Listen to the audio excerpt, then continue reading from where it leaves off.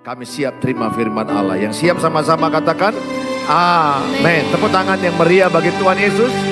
Please sit down. Welcome home GB Pelita. Shalom. Senang ketemu Bapak Ibu. Hari ini kita akan banyak membahas firman Tuhan. Iman yang tulus ikhlas. Tetapi di ibadah 2 ini saya akan terangkan tentang air mata dalam kehidupan. Ternyata dalam kehidupan kita kadang kita harus menangis. Ada air mata, ada penderitaan, ada tantangan, ada persoalan yang sampai membuat kita meneteskan air mata. Saudara yang saya kasihi, saya ajak kita sama-sama baca 2 Timotius 1 ayat 3 sampai ayat yang ke-18. Kita sudah masuk di akhir Juni, besok sudah 1 Juli. Saudara yang dapat gaji, Tuhan berkati. Sehat-sehat saudara. Jangan lupa menabung ya. Jangan habis di tanggal 5. 2 Timotius 1 ayat 3 sampai 18. Aku mengucap syukur kepada Allah yang kulayani dengan hati nurani yang murni. Seperti yang dilakukan nenek moyangku. Dan selalu aku mengingat engkau dalam permohonanku baik siang maupun malam. Ayat 4. Dan apabila aku terkenang akan air matamu yang kau curahkan. Sama-sama, aku ingin melihat engkau kembali supaya penuhlah kesukaanku. Sebab aku teringat akan imanmu yang tulus ikhlas. Yaitu iman yang pertama-tama hidup di dalam nenekmu Lois dan di dalam ibumu Eunike. Dan yang aku yakin hidup juga di dalam dirimu. Karena itulah kuperingatkan sama-sama. Untuk mengobarkan karunia Allah yang ada padamu oleh penumpangan tanganku atasmu. Sebab Allah memberikan kepada kita bukan roh ketakutan, melainkan roh yang membangkitkan kekuatan, kasih dan ketertiban. Sama-sama. Jadi janganlah malu bersaksi tentang Tuhan kita. Dan janganlah malu karena aku seorang hukuman karena dia. Melainkan ikutlah menderita bagi Injilnya oleh kekuatan Allah. Dialah yang menyelamatkan kita dan memanggil kita dengan panggilan kudus. Bukan berdasarkan perbuatan kita, melainkan berdasarkan maksud dan kasih karunia-Nya sendiri. Yang telah dikaruniakan kepada kita dalam Kristus Yesus sebelum permulaan zaman. Dan yang sekarang dinyatakan oleh kedatangan juru selamat kita, Yesus Kristus. Yang oleh Injil telah mematahkan kuasa maut dan mendatangkan hidup yang tidak dapat binasa. Untuk Injil inilah aku telah ditetapkan sebagai pemberita, sebagai rasul dan sebagai guru. Itulah sebabnya aku menderita semuanya ini. Tetapi aku tidak malu karena aku tahu kepada siapa aku percaya. Dan aku yakin bahwa dia berkuasa memelihara apa yang telah dipercayakannya kepadaku hingga pada hari Tuhan. Pedanglah segala sesuatu yang telah engkau dengar daripadaku. Sebab contoh ajaran yang sehat dan lakukanlah itu dalam iman. Dan kasih dalam Kristus Yesus. Sama-sama. Peliharalah harta yang indah yang telah dipercayakannya kepada kita oleh Roh Kudus yang diam di dalam kita. Engkau tahu bahwa semua mereka yang di daerah Asia kecil berpaling daripadaku termasuk Pigeleus dan Hermogenes. Tuhan kiranya mengaruniakan rahmat-Nya kepada keluarga Onesiporus yang telah berulang-ulang menyegarkan hatiku. Ia tidak malu menjumpai aku di dalam penjara. Ketika di Roma ia berusaha mencari aku dan sudah juga menemui aku. Sama-sama. Kiranya Tuhan menunjukkan rahmat-Nya kepadanya. Pada harinya betapa banyaknya pelayanan yang ia lakukan di Efesus. Engkau lebih mengetahuinya daripadaku. Saudara, kalau kita lihat pada ayat yang ketiga. Aku mengucap syukur kepada Allah yang kulayani. Dengan hati nurani yang murni. Saudara, melayani Tuhan dengan hati nurani yang murni membuat dia tidak tersinggung. Ada banyak kami kadang para pelayan gereja, termasuk pengkhotbah, termasuk vokal, musisi. Sering sekali kalau kami nggak diperhatikan atau kurang dihargai, kurang dihormati, ada hamba Tuhan sedikit tersinggung. Di ruangan ini adakah orang-orang yang sedikit-sedikit tersinggung? Sehingga kalau tersinggung pindah gereja, tersinggung pindah gereja. Saudara, saya berharap saudara jangan suka tersinggung. Orang yang memiliki hati nurani yang murni, ciri-cirinya tidak mau tersinggung. Betul, tidak enak atau mengecewakan perbuatan seseorang bisa aja terjadi padamu. Tapi saudara, karena hatimu murni, tidak tersinggung. Saudara, saya khotbah di sini kalau hatiku tidak murni. Hatiku ingin klaim puji, oh hebat khotbahnya. Oh mantap. Oh aku senang. Kalau nggak klaim puji, khotbah biasa aja. Nggak ada, sama aja. Hatiku tersinggung. Berarti kan hatiku ini dikendalikan oleh kalian. Tidak. Amsal 4 ayat 23, jagalah hatimu dengan segala kewaspadaan, karena dari situ terpancar kehidupan. Yang menjaga hatimu bukan orang lain, yang menjaga hatimu dirimu sendiri.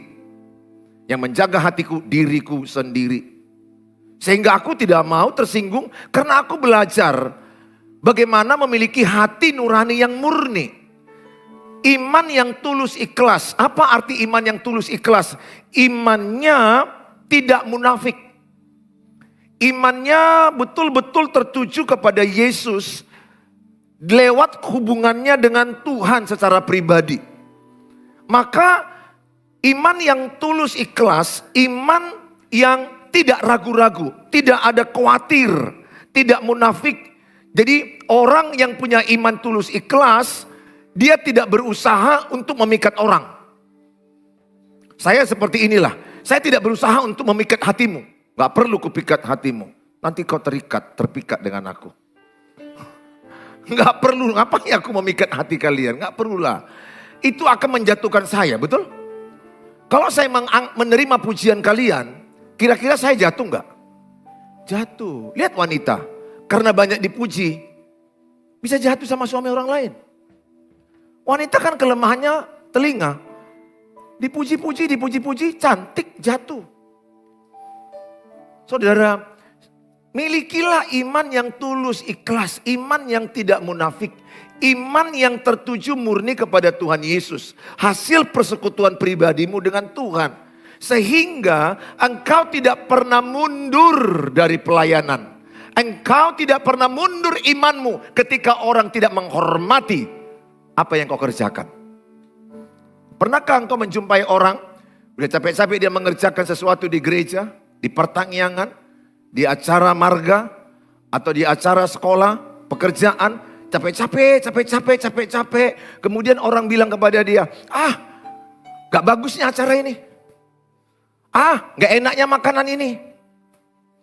Lihat, perhatikan baik. Ketika orang tidak menghormati pekerjaanmu, kalau hatimu murni, kau gak perlu tersinggung. Karena hatiku murni, semua ini kukerjakan untuk Tuhan. Itu orang yang murni. Tapi kalau hatinya tidak murni, semua ini kukerjakan agar kalian puji aku, kalian akui aku. Dan pernahkah engkau mengalami ketika orang tidak mengakui pekerjaanmu, tidak menghormati pekerjaanmu, langsung kau berkata, udahlah gak ada gunanya pelayanan. Udah mundur aja aku. Udah, aku gak terima di sini. Udah. Karena kau butuh pengakuan. Karena kau butuh dipuji. Kau butuh diperhatikan. Ketika itu tidak kau terima, maka engkau akan keluar dari pelayanan. Bahaya. Pesanku sama saudara, jangan ikut Tuhan dengan hati nurani yang murni, menderita pun dia mau. Gak dipuji orang gak apa-apa. Kalian gak puji saya gak apa-apa. Gak ada masalah. Urusanmu dengan saya. Di TikTok ada orang mengejek saya, ada orang memuji saya, ada bilang amin, ada orang bilang kau munafik, ada orang... Saya gak ada masalah. Karena aku hidup murni hati untuk Tuhan. Yang bisa kulakukan adalah kucek hatiku. Apakah hatiku murni atau tidak murni? Ayo, kalian lebih suka mana? Jus jeruk murni atau jus jeruk campuran air? Murni. Ada loh orang namanya si Murni. Tapi mukanya nggak murni. Udah oplas. Saya ajak sama saudara, miliki seperti hati Timotius, murni hatinya. Maka engkau tidak tersinggung. Bilang sebelahnya, jangan suka tersinggung kau. Bilang sebelahnya, sikit-sikit tersinggung aja kerjamu. Itu kapan kau majunya? Bilang sama dia. Aduh Tuhan Yesus, udah opung-opung pun tersinggung. Apa? Udahlah, udah matilah tersinggung. Amin. Aku mau mati dengan tersinggung. Enggak. Kalau aku tersinggung udah gak di sini aku lagi. Ingat, siapa yang menyinggung aku? Yang paling banyak. Ingat, yang paling dekat denganmu. Sini Oswald. Namanya pun menyinggung. Maka yang bisa menyinggung dia adalah kalau saya dekat dengan Oswald. Saya bisa menyinggung dia. Nah, saya dekat dengan dia. Dan saya bisa menikam dia dari belakang. Siapa yang bisa menikam dia dari belakang? Orang yang paling dekat. Mana mungkin aku menikam dia kalau aku jarak sini? Kutikam kau. Terlalu jauh. Maka yang menikam aku kalau aku dekat sama dia. Aku akan bisa menikam dia. Aku seolah-olah kawan sama dia, dekat sama dia. Tapi di belakang kujatuhkan dia. Ingat, lebih banyak orang berpura-pura suka samamu. Porsche mahamu. Percaya kau sama saya, YouTube, tolong Bang Denny spiralkan ini. Lebih banyak manusia berpura-pura suka daripada sesungguhnya suka samamu. Natsnya Roma 12 ayat 9. Kasih itu tidak berpura-pura. Kasih itu tidak berpura-pura. Apa arti berpura-pura? Berpura-pura artinya di depan dia aku pura-pura kawan. Di depan dia aku pura-pura membaik-baiki dia. Memuji-muji dia. Di belakang dia aku habisi. Dia aku jelekkan. Lebih banyak manusia seperti itu. Itu yang disebut munafik. Oh Tuhan, jangan jumpa kau seperti itu. Jangan jumpa kau. Mendidih hatimu. Mendidih di hati. Mendidih di hati. Ya, terpancing. Jangan. Lebih bagus kau jumpa dengan orang yang baru. Yang lama itu mungkin kau lihat munafik-munafik, pecat jadi kawan. Bukan musuhi ya. Ingat, anak Tuhan gak boleh memusuhi orang. Memberkati musuh iya. Tapi anak Tuhan disuruh Alkitab, disuruh Tuhan Yesus bijak memilih teman. Jangan bergaul dengan orang pemarah supaya engkau tidak pemarah. Kata Alkitab Amsal, jangan bergaul dengan orang yang cepat gusar supaya engkau tidak menjadi orang cepat gusar. Jangan bergaul dengan penggosip supaya engkau tidak jadi penggosip. Ingat, burung yang sama hinggap di dahan yang sama. Penggosip akan duduk dengan, kalian sudah tahu itu jawabannya. Jangan lakukan itu. Perhatikan.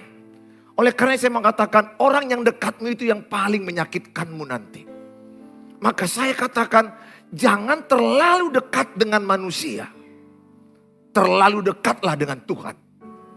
Kalau engkau terlalu dekat dengan manusia, siap-siap kau kecewa. Siap-siap engkau ditikam dari belakang.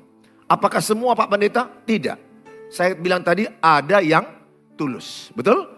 Ada yang sungguh-sungguh mengasihi. Betul? Saya bilang tadi lebih banyak atau lebih sedikit? Lebih banyak yang tulus ya. Puji Tuhan lah, puji Tuhan lah. Nah, lebih bagus ya. Kalau semua orang baik tulus samamu, puji Tuhan. Udah aman dunia ini. Tapi lebih banyak orang hidup ini penuh dengan sandiwara. Ya, ada lagunya itu. Lagu apa itu namanya itu? Hidup ini adalah panggung sandiwara. Saudara miliki hati nurani yang murni ya. Bagi saudara yang melayani di gereja ini, tolonglah murnilah hatimu. Jangan karena kutegur tersinggung. Jangan. Capek nanti kau tersinggung. Capek loh, tersinggung itu capek. Lebih enak itu murni hatinya. Lebih enak jus murni. Ya, daripada jus yang tidak murni. Lebih enak hati yang murni. Saya kalau memiliki hati yang murni, saya rasanya lega hati saya. Tapi kalau hatiku tidak murni, Ada udang di balik batuan. Ada udang di balik batu. Ada kemauan saya di balik pemberian saya. Itu gak tulus. Maka saya bilang, hadapi masalahmu dengan tulus, ikhlas. Hadapi. Hadapi masalahmu dengan tulus, ikhlas. Ayat yang keempat. Apa kata Rasul Paulus? Dan apabila aku terkenang akan air matamu yang kau curahkan, aku ingin melihat engkau kembali supaya penuhlah kesukaanku. Jadi Rasul Paulus udah berpisah tempat dengan Timotius. Mereka pernah bersama-sama pelayanan di Efesus. Mereka sama-sama menderita. Rasul Paulus mengingat air mata dari Timotius. Saya mengingat ayat ini. Saya mengingat teman-teman pelayanan saya ketika masih muda. Bagaimana kami banyak menangis untuk kampus-kampus. Banyak menangis untuk mahasiswa-mahasiswa. Sekarang ini saya banyak menangis kepada pernikahan-pernikahan. Kepada keluarga-keluarga yang hancur. Saya banyak nangis di hadirat Tuhan. Air mataku sekarang hanya lebih banyak di bidang keluarga dan pernikahan. Saya kalau membayangkan anak-anak yang betul-betul disakiti orang tuanya. Aduh, saya begitu nangis. Main bentak, main pukul, main usir, gak ngakui anak. Waduh, sakit sekali hati saya. Saudara, saya mau katakan, saya banyak menangis dalam pelayanan. Itu yang dialami oleh Timotius. Dan Rasul Paulus bilang, aku kangen samamu Timotius. Aku ingat wajahmu. Aku ingat air matamu. Aku ingat penderitaan kita dalam pelayanan di Efesus. Saudara, yang mau saya sampaikan poin pertama. Bahwa dikatakan iman yang diteladankan. Kehidupan iman Timotius rupanya lahir sebagai pengaruh baik yang diturunkan dari neneknya. Yaitu siapa? Lois. Dari ibunya siapa? Eunike. Jadi iman itu penting diteladankan. Ulangan 6 ayat 7. Ajarkan kepada anakmu iman berulang-ulang. Lebih penting mewariskan iman daripada harta, kekayaan, jabatan, gelar. Lebih penting wariskan iman. Sudah kulihat orang yang mewariskan harta, tidak mewariskan iman, meninggal ayah ibu, bunuh-bunuhan abang adik. Saudara mungkin tahu cerita itu. Bunuh-bunuhan abang adik. Ada yang mati di kebun sawit. Dibunuh oleh adiknya sendiri, keluarganya sendiri. Cinta uang akar kejahatan. 1 Timotius 6 ayat yang ke-10. Maka jangan pernah cintai harta, jangan pernah cintai uang. Kalau engkau mencintai uang, semua kejahatan ada padamu. Membunuh pun bisa. Ada gara-gara warisan nanti abangnya meninggal gak dikunjungi. Anak adiknya menikah gak dikunjungi. Habis persaudaraan. Alkitab bilang lebih penting berdamai daripada beribadah. Apa gunanya ibadah yang banyak tapi tidak damai engkau dengan orang lain. Alkitab bilang pergilah tinggalkan ibadahmu. Berdamai dulu baru beribadah. Wow, berdamai itu lebih penting daripada banyaknya ibadah kita. Ibadah juga penting. Tapi apa arti ibadahmu kalau engkau nggak berdamai di rumah tanggamu, enggak berdamai dengan edamu, enggak berdamai dengan iparmu, dengan mertuamu, dengan tetanggamu. Anak Tuhan Yesus Matius 5:9 pembawa damai. Anak iblis pembawa pertengkaran. Kalau aku lihat dari wajahmu, engkau adalah anak Tuhan Yesus. Karena aku melihat engkau damai hatiku. Enggak ada wajah-wajah Herodes di sini aku lihat. Semua sini wajah-wajah Tuhan Yesus penuh damai sejahtera. Amin. Shalom.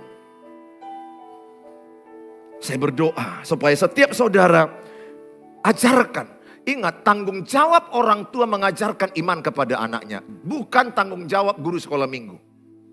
Ada orang tua marah sama guru sekolah minggu kita. Kenapa anak-anakku jahat kali sama kami? Apa yang kalian ajarkan di gereja ini? Anakmu itu bersamamu 24 jam. Sama guru sekolah minggu itu hanya 1,5 jam. Dalam seminggu. Jadi yang mengajarkan iman itu orang tua. Yang mengajarkan karakter orang tua. Apa yang saudara tunjukkan itulah anakmu. Tidak jauh buah jatuh dari pohonnya. Pohon yang baik akan mengeluarkan buah yang baik. Kalau orang tuanya pohonnya tidak baik, maka buahnya tidak baik. Harus berani kita mengakui itu.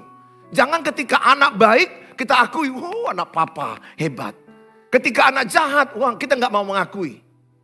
Dari mana dia jahat? Ingat, tidak ada anak yang jahat, yang ada salah asuh. Nggak ada anak lahir jahat. Tunjukkan ke saya. Nggak ada. Yang ada itu salah didik, salah asuh. Karena dirimu pun salah didik. Dirimu salah diasuh. Sehingga engkau teruskan salah asuh itu ke anakmu. Itu yang salah. Saudara, kalau sadar orang tuamu salah asuh. Engkau sekarang sudah mengerti firman Allah. Ajari anakmu. Dengar.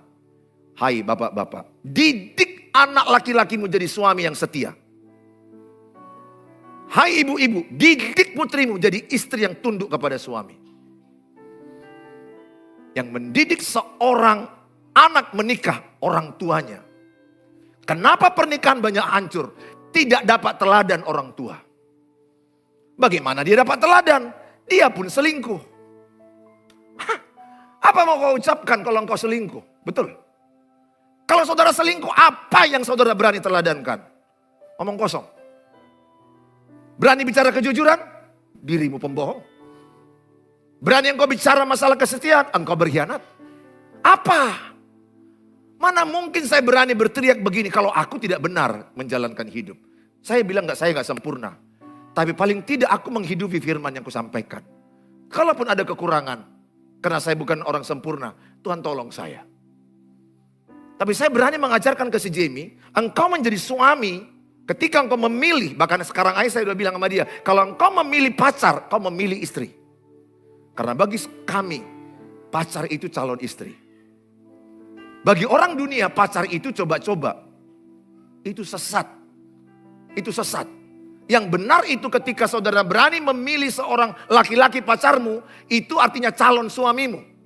Masa tubuhmu kau coba-coba sama dia? Jangan bodoh lah. Don't stupid. Jangan bodoh dirimu dikecap-kecap oleh laki-laki lain. Hanya coba-coba aja. Jangan. Kau harus persiapkan. Engkau menemukan calon suami. Engkau menemukan calon istri.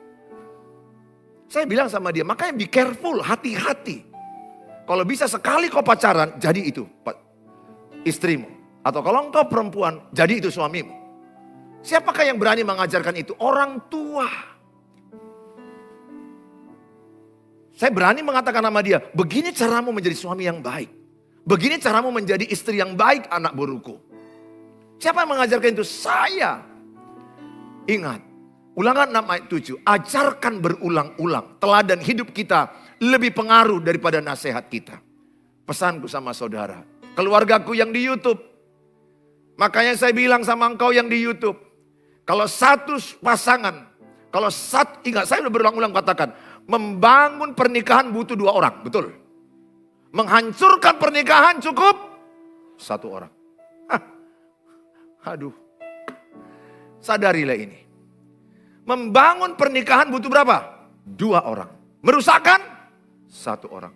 Ketika engkau menikah kepada seseorang, kau sedang membuat pilihan mati atau hidup. Semalam baru telepon saya, ada suami yang kumat ambil pisau mau bunuh istrinya. Saya capek sebenarnya, tapi karena dia sudah kasih emoticon nangis terus. Akhirnya saya bilang telepon saya. Dia menceritakan bagaimana dia mau dibunuh. Bagaimana gak dikasih masuk kamar. Dijepit di pintu. Sampai luka. Berarti dia memilih hidupnya untuk mati.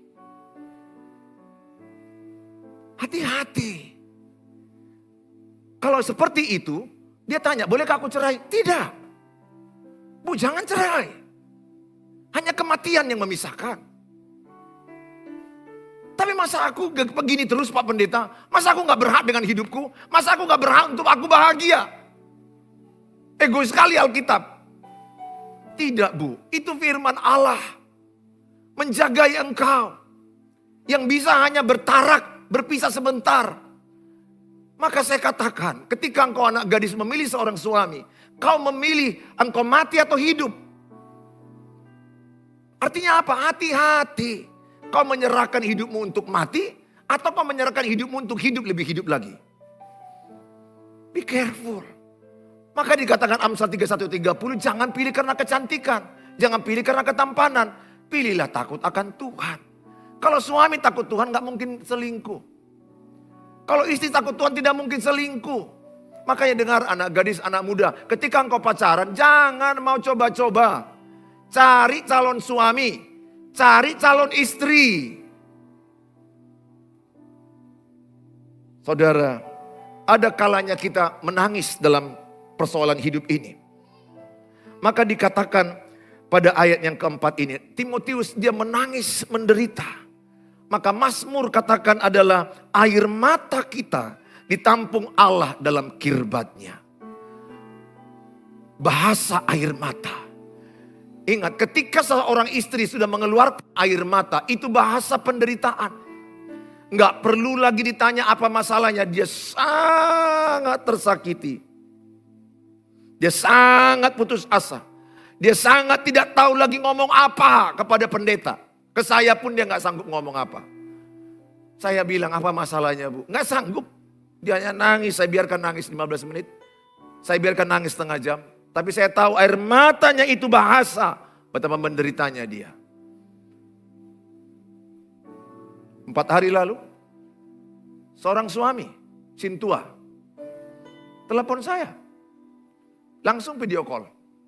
Menderita, nangis dia lihat istrinya mulai bergaya-gaya ke arah perselingkuhan. Mulai cet-cetan, mulai pakaian seksi-seksi. Diajak suaminya untuk bersama-sama pergi berdua, banyak alasan. Makanya 8 gejala orang berselingkuh itu viral di TikTok saya, di YouTube, di Facebook. Itu viral. Karena gampang melihat orang yang sedang berselingkuh. 8 gaya dia bisa saudara baca. Salah satu penggunaan handphone. Ada orang menggunakan handphone, kamar mandi pun handphonenya ikut mandi. Hebat loh, handphone bisa mandi loh. Ada lagi orang, handphonenya memang bebas dibaca istrinya, dibaca anak-anaknya. Rupanya handphonenya 2. Oh Tuhan. Handphonenya 2. Dibilang dia, ada lagi suami membuat selingkuhan nama di WA-nya ibu ketua. Jadi pas menelepon lah selingkuhan ini, dilihat istrinya ibu ketua. Sorry ya ma, ibu ketua, ibu ketua. Ya ibu ketua. Padahal ini si Vivi. Tapi dibuat ibu ketua. Gejalanya udah beda. Nanti pulang ke rumah, bisa itu pulangnya udah beda rutinitasnya. Loh, jam 10 malam belum pulang. Kemana? Rapat. Rapat. Nggak salah juga dia, rapat sama siapa? Istrinya nggak tanya rapat sama siapa. Rupanya merapat dengan si Alia. Nah saudara, saya mau katakan, wow, rutinitasnya sudah mulai beda. Air mata dalam kehidupan. Ada kalanya engkau menghadapi masalah ini dengan air mata. Cerita hidupmu menangis, menderita. Pesanku sebagai pendeta. Mau cepat, mau lebih kuat, mau lebih bagus masalahmu kalau pasanganmu sudah selingkuh. Ini pertanyaan yang paling banyak. Ini diedit, tolong disampaikan. Supaya nanti saudara sadar, ini pertanyaan yang paling banyak ke saya di YouTube, di TikTok, di Facebook. Apa yang saya lakukan Pak Pendeta kalau pasanganku sudah selingkuh pergi bertahun-tahun? Ngeri loh. Ada 2 tahun, ada 3 tahun, ada 5 tahun, ada yang 10 tahun. Ada yang jelas-jelas menunjukkan selingkuhannya kepada pasangannya.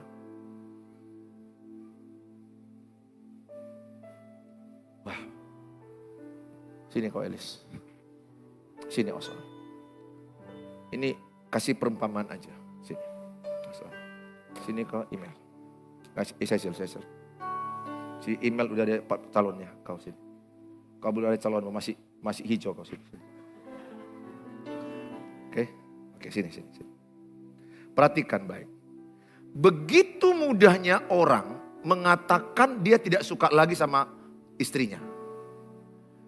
Bayangkan zaman sekarang udah gila loh. Dia mau menceraikan istrinya dengan kalimat, aku udah gak suka lagi samamu. Bisa gitu? Hah? Makanya menikah itu untuk orang dewasa. Jangan menikah orang yang tidak dewasa. Saudara, ketika si Oswald, katakanlah pasangannya ini adalah Cecil contoh saja. Kemudian orang ini bertengkar. Coba gini-gini ya. Nah, udah mulai marah-marah. Nah, dia punya simpanan si Elis. Dia cukup hanya berkata sama si Cecil, aku udah gak suka samamu.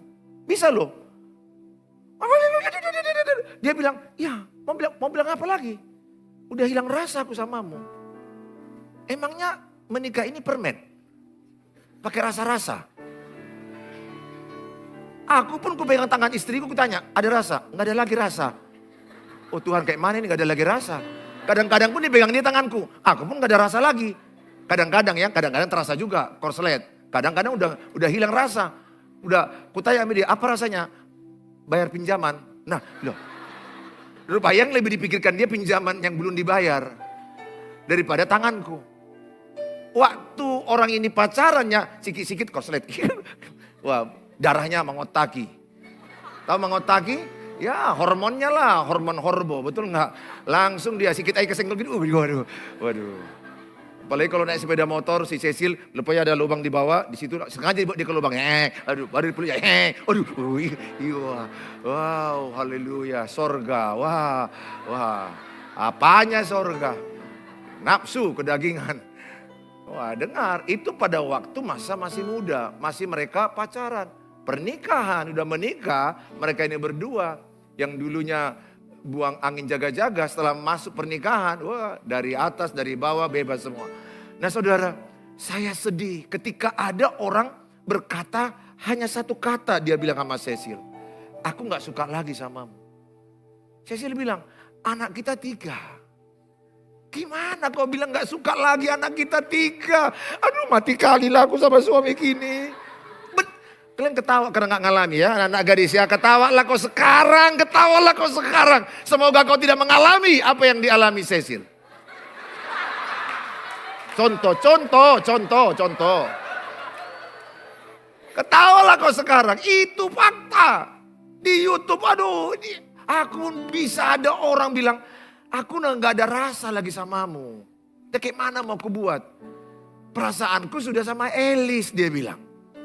Semudah itu loh, bayangkan. Aduh Tuhan Yesus. Tidak, menikah itu bukan rasa-rasa. Menikah itu bukan permen. Menikah itu covenant. Perjanjian. Komitmen setia sampai kematian memisahkan. Itu pernikahan Kristen.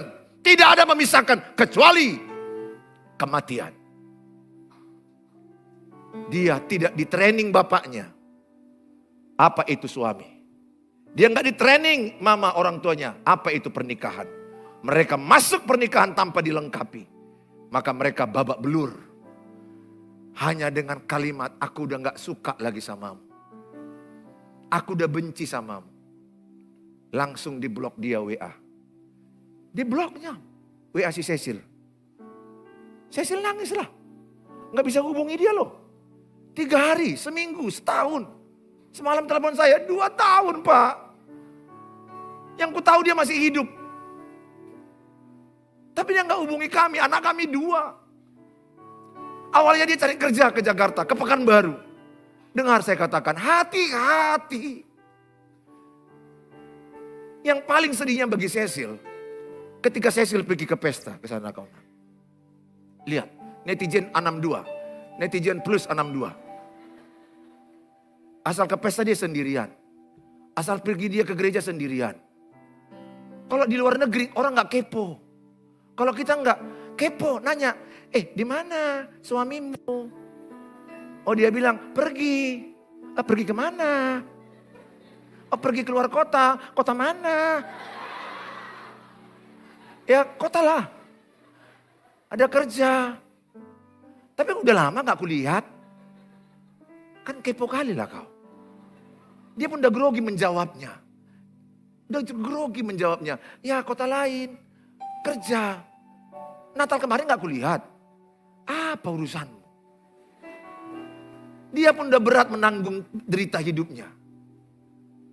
Kalau di luar negeri, orang udah sendirian, apalagi foto profil sendirian atau di sosial media yang sendirian, orang udah kode. Something problem. Orang mengerti, itu sensitif. Sensitif loh. Yang lebih sedihnya lagi itu, coba kalau saya tanya, di mana suamimu? Kalau dia bilang masih hidup, atau dia bilang masih ada, tapi seperti nggak ada di hatinya. Dia bilang masih hidup seperti mati di hatinya. Udah nggak tekanan mental nggak dia? Tekanan mental pikiran. Kenapa orang nanya semua, nanya dia. Saya mau katakan sama saudara, banyak orang yang diselingkuhi, dia merapat ke sana. Ini stres mental. Kasihan loh, kasihan. Ini untung masih belum menikah kalian ini semua. Semoga ceritaku ini hanya sebuah cerita. Jauhlah dari kalian anak-anakku. Kalian dapatlah pasangan yang takut akan Tuhan. Jagalah baik-baik dirimu. Jangan kau tertipu, udah kubuat jadi sandiwara, jadi contoh. Pelajari ini. Tekanan mental. Ada yang mau bunuh diri. Ada yang gila. Ada yang ku tahu waktu gadis ceria, masuk pernikahan, mendung aja dia. Kok berubah? Susah hidupnya dibuat pasangannya. Silakan. Saudara, saya mau katakan sama saudara. Apa yang dibuat Cecil? Kalau menerima fakta, Oswald menerima Elis, selingkuhannya. Sekali lagi ini contoh. Apakah dia akan membiarkan 2-3 tahun menderita nangis terus? Apakah itu menyelesaikan? Tidak. Betul? Tidak. Itu membuat dia lebih sakit. Yang dibuat oleh Cecil adalah menghadapi perselingkuhan suaminya dengan iman tulus ikhlas. Dia ikhlas menerima kenyataan cerita hidupnya. Dengar, apapun cerita hidupmu, ada orang tua menyakiti anak. Ada anak yang menyakiti orang tua. Ada suami menyakiti istri, ada istri menyakiti suami. Ada juga anak yang lahir tubuhnya tidak sempurna seperti yang lain. Maaf, ada kekurangan di tangan, ada kekurangan di kaki, ada kekurangan di mata. Bahkan ada muridnya bertanya, guru, kenapa ada orang lahir buta? Kenapa ada orang lahir buta? Kata Yesus, supaya dinyatakan kemuliaan Tuhan. Sehingga lewat penderitaan rupanya ada kemuliaan Tuhan. Yang dibuat Cecil tidak perlu lagi dia jadi mental korban. Gak perlu lagi dia berkata kenapa ini yang kualami, kenapa ini yang kualami. Tapi yang dibuat dia adalah menghadapi masalahnya dengan iman tulus ikhlas. Artinya dia ikhlas menerima itu. Ikhlas bukan berarti dia mengundang masalah itu ada. Itu memang sudah terjadi. Dia harus hadapi. Hadapi masalah saudara. Dengan imanmu tulus ikhlas. Demikian keluargaku yang di YouTube. Hadapi. Apapun cerita hidupmu, terima dengan iman. Saya katakan, belajarlah dari penderitaanmu. Peluklah penderitaanmu itu. Berdamailah dengan masalahmu. Semakin saudara menolak, aku gak terima perbuatan suamiku. Aku gak terima. Kira-kira menolong gak sama dia? 5 tahun lagi kok dibilang dia, aku gak terima. Menolong gak sama dia? 10 tahun lagi, 20 tahun lagi, aku gak terima. Makin hancur, gak ada guna. Ya sudahlah, semua orang pernah jatuh. Kata Alkitab, Amsal, jatuh 7 kali, bangkit 7 kali. Gak ada kata terlambat untuk bangkit. Bangkitlah, hadapilah hidupmu, tatalah hidupmu baik. Jaga kesehatanmu, sehatkan dirimu, supaya sehat anak-anakmu. Kalau satu yang gila, jangan dua-duanya gila. Kasihan anak. Saya mau katakan begitu. Kalau satu yang sudah tidak waras, satu waras. Keluargaku yang di YouTube, yang waras mengalah. Namanya orang gila, mana bisa mengalah? Pernah kalian melawan orang gila? Cobalah sekali-sekali lawan. Ngapain kau lawan? Kalau kau waras mengalah. Maka anak Tuhan Yesus itu ciri-cirinya banyak mengalah. Cecil harus berdamai, menerima fakta cerita hidup itu. Sekali lagi itu hanya cerita, contoh aja. Dengan iman hadapi hari demi hari. Dengan ikhlas dia menerima itu, maka dia bisa menghadapinya. Demikianlah Timotius, dia menerima dengan ikhlas masuk penjara. Dilempar batu, dianiaya. Dia nggak bilang, masa aku penginjilan dilempar batu? Masa aku penginjilan aku di penjara? Masa aku di penginjilan jadi begini? Tidak, dia ikhlas. Penderitaan itu akan ringan kalau engkau ikhlas menerimanya. Semakin engkau tidak ikhlas menerimanya, semakin naik asam lambungmu, semakin rusak sarafmu, semakin hancur hidupmu. Bu, ceritamu berat, pesanku, terimalah dengan ikhlas. Tidak kau inginkan, tidak ada orang mau menderita. Tapi ingat, dalam ikut Tuhan Yesus ada pikul salib. Ketika suaminya seperti itu, yang selingkuh, itulah salibnya. Bolehkah bercerai? Saya tetap bilang jangan bercerai, kecuali kematian. Jangan bercerai, kecuali kematian. Sesakit apa hatimu, kalau engkau ikhlas, engkau lebih kuat. Tapi semakin engkau menolak ceritamu, semakin sakit hidup. Life is choice. Yang kedua, yang terakhir. Maka dikatakan adalah iman yang dipertahankan dan disaksikan. Yakobus 1 ayat 12. Coba kita sama-sama baca.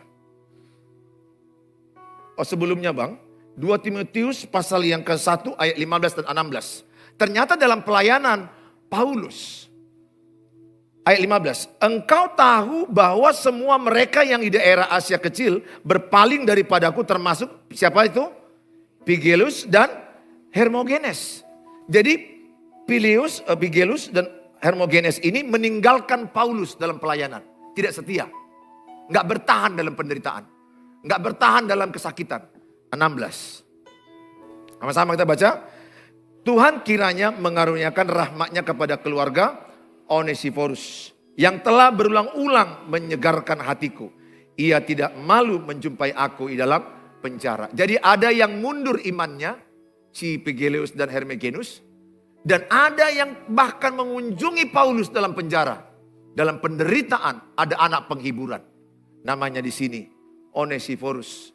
Margasitorus mungkin ini. Nah, karena hampir mirip, lihat Onesiphorus. Dia mengunjungi Paulus dalam penjara. Waduh, saya senang Bapak Ibu. Terima kasih ya Bapak Ibu ya yang membantu pembangunan gereja. Terima kasih buat yang peduli mendoakan. Ada yang menyalam saya, ada yang menyumbang gereja ini. Itu menghibur hati saya. Kadang-kadang dalam melayani ini ada yang kontra, ada yang pro. Enggak semua orang sepakat, wah ini gereja diginikan. Ada yang enggak suka. Ada aja itu. Nah saudara, tapi saya bersyukur ada semalam hari ulang tahun gereja. Terkumpul 20 juta rupiah. Terima kasih.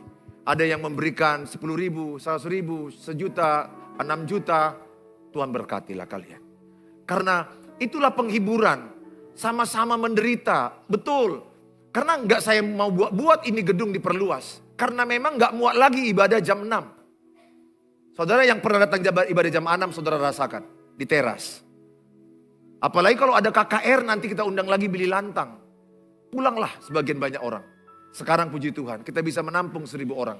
Walaupun kita belum beres lagi sekat, belum beres lagi AC di atas. Paling tidak ada doa-doa kalian. Ada daya kalian. Ada ngasih ide. Ada ngasih dukungan doa, dana. Dan pesanku teruskan juga dukungan doa, dana dan daya. Karena kita belum siap. Tentunya dengan sukarela, dengan sukacita. Ada yang bilang ke saya, semangat Pak, teruskan Pak. Itu adalah penghiburan bagi saya. Ada orang yang pura-pura gak tahu, terserah kau lah, kau yang membangun, kau yang ngerjakan, terserah. Ada, jujur saya bilang ada. Setiap apa yang saya putuskan di gereja, ada yang pro, ada yang kontra. Imanku gak mau gugur. Kenapa gak gugur? Karena hatiku murni sama Tuhan. Kalau enggak gereja ini gak bisa seperti ini. Kalau hatiku gak murni, nanti orang yang kontra, saya akan merasa tersinggung. Saya mundur. Udahlah kau ya gembala. Oh tidak. Pohon semakin tinggi, anginnya semakin kencang. Engkau semakin dipakai Tuhan, semakin ada tantangan luar biasa. Semakin besar tantanganmu, semakin besar berkat dan rencana Tuhan dalam hidup saudara.